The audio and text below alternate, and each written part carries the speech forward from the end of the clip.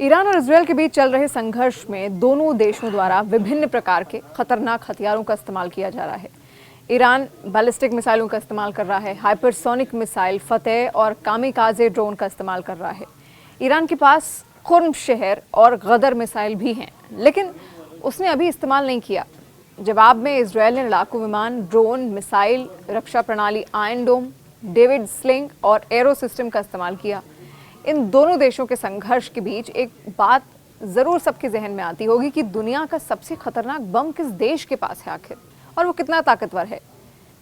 दुनिया का सबसे खतरनाक बम जार बॉम्बा, इसे जार बॉम्बा कहते हैं।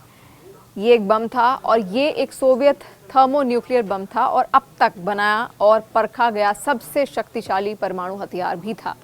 इसका परीक्षण सोवियत संघ यानी कि जो अब रूस है, उसने 30 अक्टूबर 1961 को आर्कटिक महासागर में नोवाया जेमलिया द्वीप पर किया था।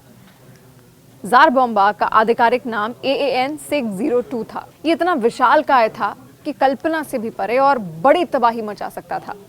इसका डिजाइन 100 मेगाटन की शक्ति के लिए किया गया था, लेकिन परीक्षण के दौरान इसकी शक्ति को लगभग 50 मेगाटन तक सीमित कर दिया गया ताकि इसकी जो रेडिएशन है वो बहुत दूर तक ना फैलें, जिससे किसी आम जनजीवन को नुकसान ना पहुंचे। फिर भी इसके फटने से जो ऊर्जा निकली वो हिरोशिमा पर गिराए गए परमाणु बम से लगभग 3800 गुना अधिक थी। ये बम इतना ज्यादा शक्तिशाली था कि इसे जमीन पर विस्फोट करने के बजाय हवा में विस्फोट करने के लिए डिजाइन किया गया था, ताकि जोखिम कम से कम किया जा सके। जार बॉम्बा की क्षमता 50 मेगाटन थी, जो 50 मिलियन टन पारंपरिक विस्फोटकों के बराबर है। और तुलना के लिए आपको बता दें कि द्वितीय विश्व युद्ध के दौरान हिरोशिमा नागासाकी पर गिराए गए बम केवल 15 से 21 किलोटन के ही थे। जब इसका परीक्षण किया गया तो विस्फोट से आग का गोला बना जो 5 मील चौड़ा था और मशरूम जैसा बादल 60 किलोमीटर यानी कि 37 मील के आसपास तक पूरे वायुमंडल में फैल गया।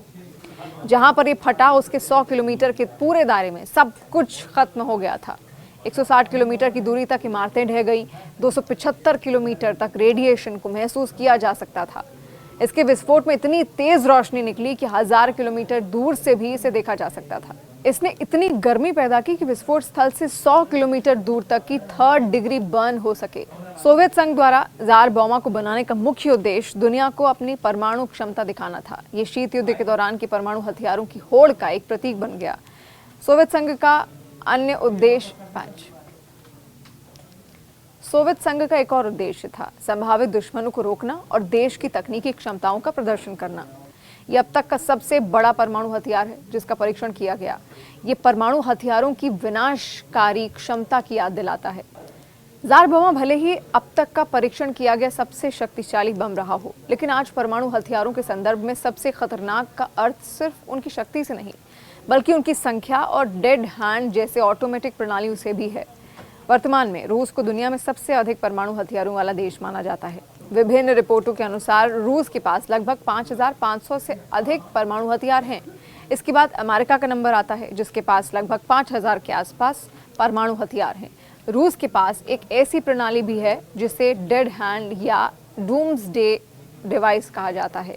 ये एक ऑटोमेटिक सिस्टम है। इसे इस तरह से डिज़ाइन किया गया है कि अगर रूस पर परमाणु हमला होता है और उसके नेतृत्व को नष्ट कर दिया जाता है तो ये प्रणाली खुद ही जवाबी परमाणु हमला शुरू कर सकती है। ये कॉन्सेप्ट दुनिया भर में डर पैदा करने के लिए किया गया था, क्योंकि ये मानव नियंत्रण के बिना एक परमाणु युद्ध को जन्म दे सकता है। अब कौन है परमाणु संपन्न देश, ये भी आप जानिए। सबसे पहले आता है रूस, फिर आता है चीन, फिर आता है फ्रांस, उसके बाद आता है यूनाइटेड किंगडम यानी कि ब्रिटेन, भारत, पाकिस्तान, इजरायल, उत्तर कोरिया। इन तमाम देशों के पास परमाणु हथियार हैं और ये सभी अपनी अपनी सुरक्षा और रणनीतिक ज़रूरतों के हिसाब से इन्हें डिज़ाइन उन्होंने किया, इन्हें बनाया है। जार बॉम्बा जैसा हथियारों की भयानक शक्ति, परमाणु संपन्न देशों की बढ़ती संख्या और डेड हैंड जैसी ऑटोमेटिक सिस्टम हमें लगातार इस बात की याद दिलाते हैं कि मानवता एक ऐसे खतरनाक मोड़ पर खड़ी है जहां एक छोटी सी गलती भी विनाशकारी परिणाम दे सकती है।